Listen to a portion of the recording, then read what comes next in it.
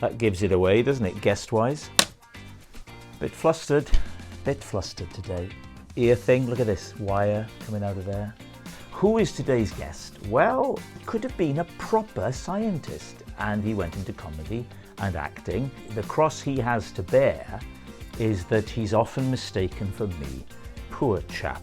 Ladies and gentlemen, open your arms and welcome Ben Miller.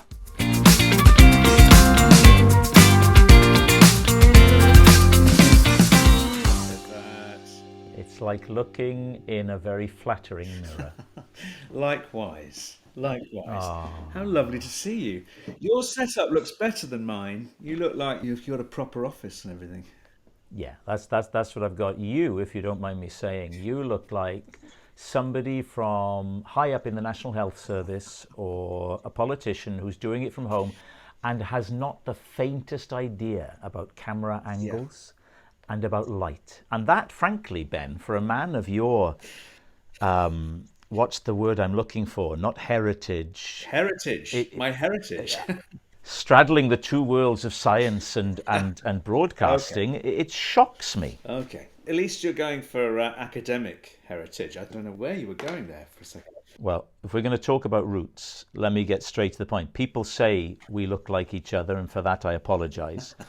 But I couldn't wear my hair that short. I would look like a convict. And yet you, somehow, it works. This is how it is for me now, Rob. This is what I get. I'm at a loss. I had to shave my head recently. I just played a zombie, and I hasten to add comedy zombie movie.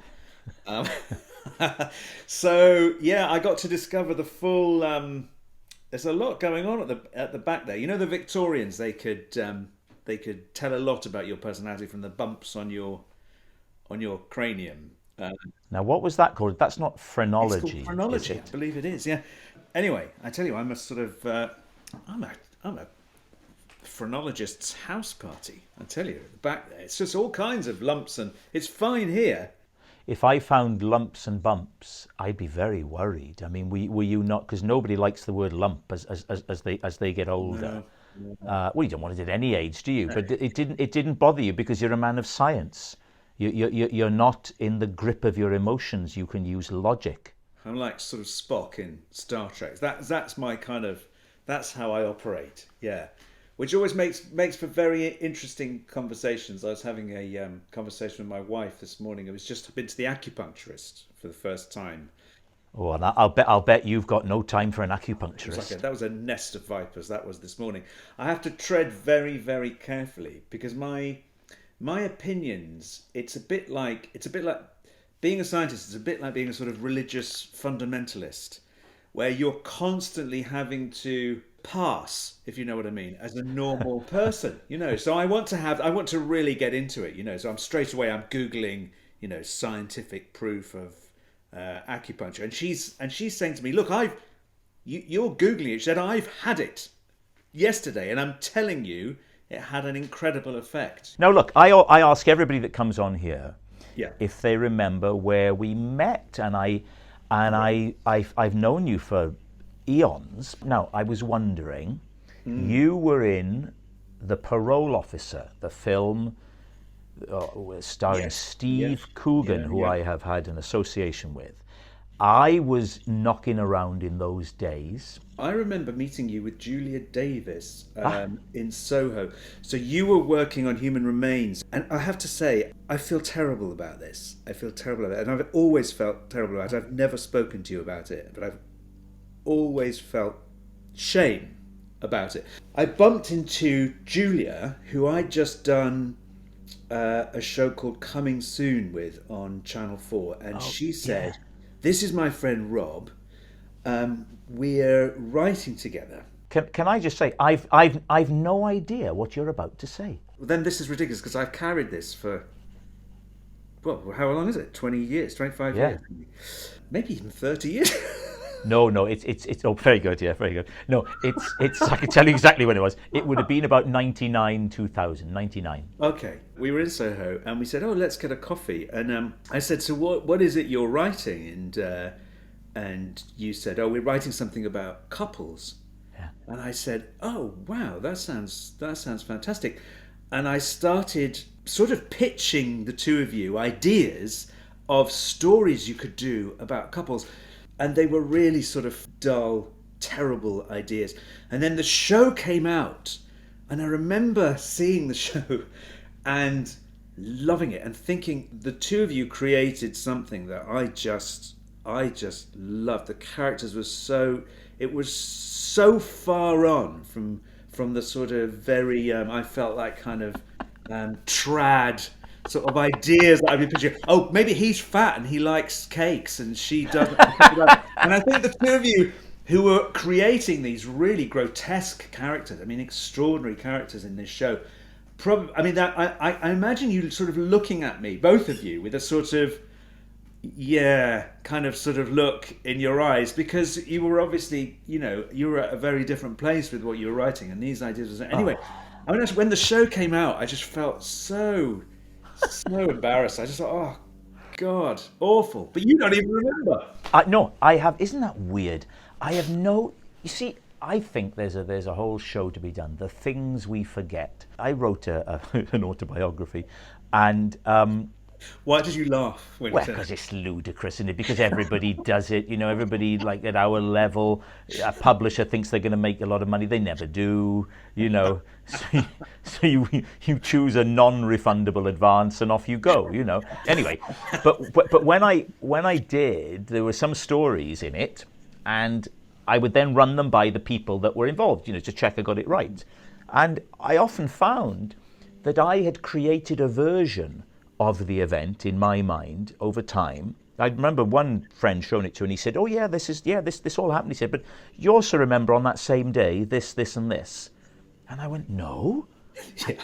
So all you can hope to remember is parts of it. Now, if you'd said to me, "When did we meet?" I have no recollection of that. Although the first time I met Williams, oddly enough, I was in Soho with Julia. And he knew her, and he came by. So it's funny though, because I could have easily met you, because a lot of people that for example, Ruth Jones and Stephen Spears and all those sort of Welsh comedians who I also know. So how do you know Steve then? What have you done with Spears? Steve's my cousin. Stephen Spears is a cousin of mine. Is he? Yeah. How come? On the Welsh side, on my mother's side, we have the same great grandmother, I think. But how on earth do I not know that? I know, it's crazy, isn't it? Because he's Roberts originally, of course. He was Steph Roberts. Yes. When I was growing up. He was known as Big Steph. Quite a disruptive force in the National Youth Theatre of Wales, I remember. Yeah, well, he still is quite a disruptive force in the.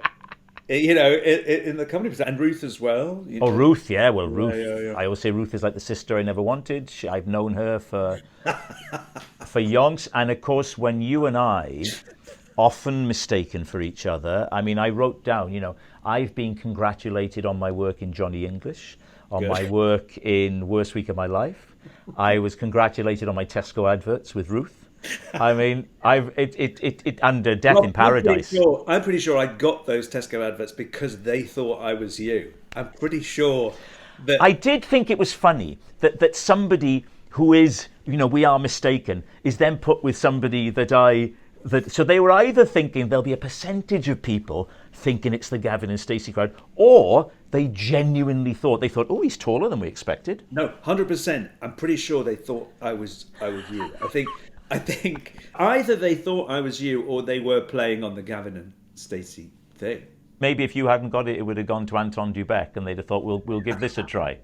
I read a lovely quote where you said, this was for Death in Paradise, you started filming it and you thought you were making The Wire. Yes. Yeah. Right?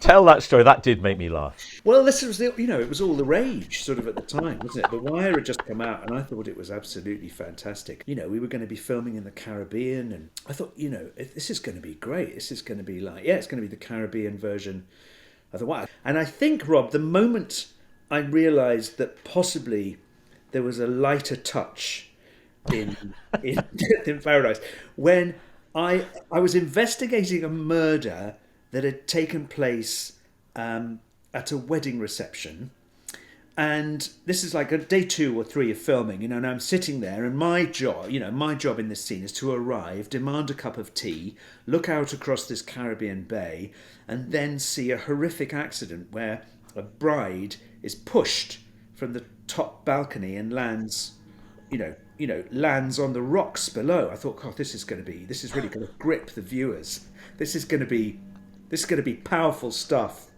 So I'm sitting there, in I come.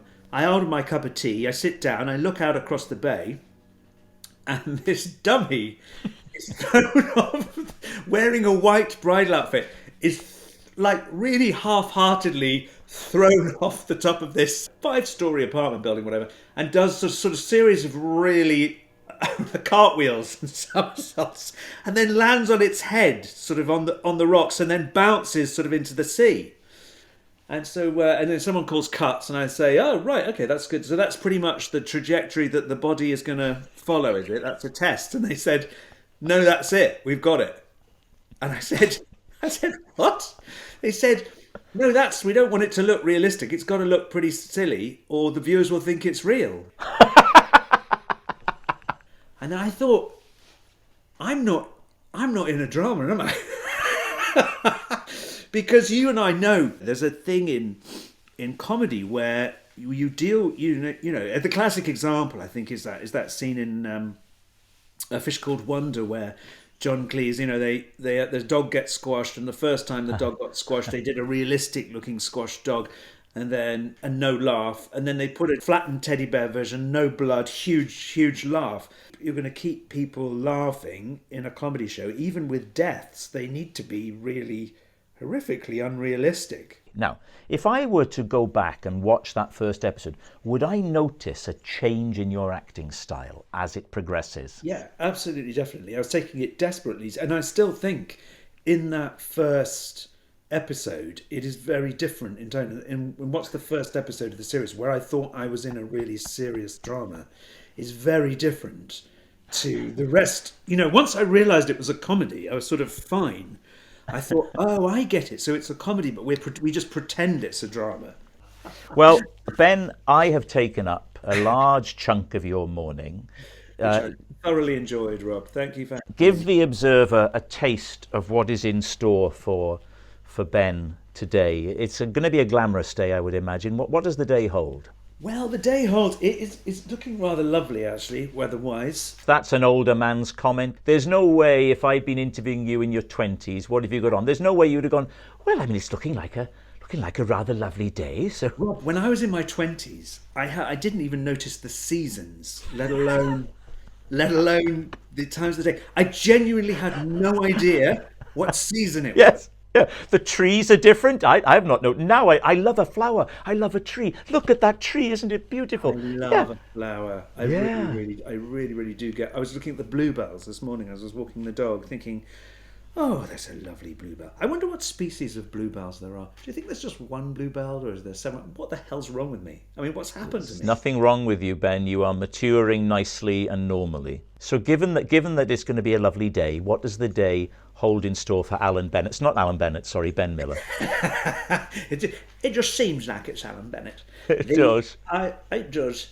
I'm going to, Rob, I will be writing this afternoon. So it's Thursday, a long conversation with Ben Miller, who, upon seeing the state of the weather, decides a day at his desk is appropriate. I'd have thought to walk in the park, but maybe that's just me. Maybe that's just me. I wonder if those bluebells are a certain species of several different species. What will Ben be writing? What will Mr. Miller be writing? Lovely of you to ask. I'm going to write. I'm writing one of my children's books. I've had a sort of second flush in my career, which I'm really loving, which is writing these wonderful sort of magical children's stories. So yes, and that highlights my rudeness in not thanking you. It arrived yesterday. You sent a lovely copy for my two little boys. Thank you very much indeed. My pleasure. So I write these sort of, they're sort of magical stories for sort of 7, 8, 9-year-olds. Reading age is sort of up to 12, I guess. And I'm writing one about a boy who turns into a dog at the moment. I love it. Ben, I will leave you with this. I did a couple of days on a film last year, there was a very big producer. And as I walked down to the set, he was stood there with the writer. I know him enough to say hello to. And he said, wonderful you're doing this, so pleased. And can I just say, Bridgerton, wonderful. So even though you didn't know it, you were being complimented, okay? And that's what I want you to take away. That's fantastic.